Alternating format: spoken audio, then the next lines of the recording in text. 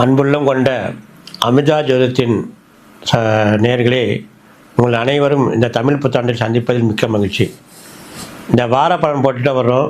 இந்த வாரத்தில் நம்ம புதிய ஆண்டில் நம்ம முதல் வாரத்தில் நம்ம நேயர்களுக்கு எப்படி இருக்குன்னு பார்க்க போகிறோம்.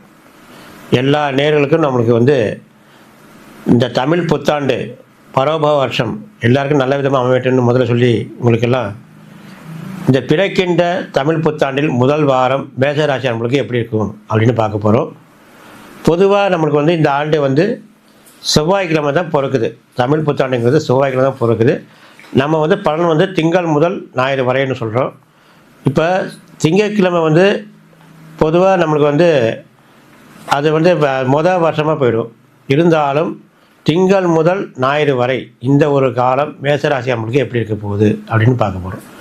இந்த மேஷராசி நேயர்களுக்கு பிறக்கின்ற ஆண்டே சூரியன் உச்சமாக இருப்பார். பிறக்கின்ற ஆண்டு மேஷத்தில் சூரியன் உச்சமாக வருவார்.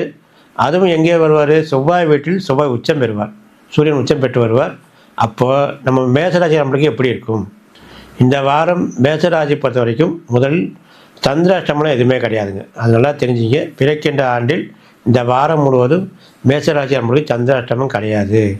அதுதான் நம்மளுக்கு மிக முக்கியமான ஒரு சந்தோஷமான விஷயம். அதனால் பிறக்கின்ற ஆண்டு உங்களுக்கு சாதகமாக தான் இருக்கிறது.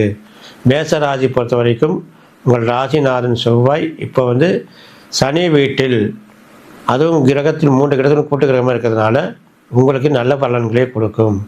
வருகின்ற வாரம் உங்களுக்கு எப்படி இருக்குங்கிறது நம்ம விரிவாக பார்ப்போம்.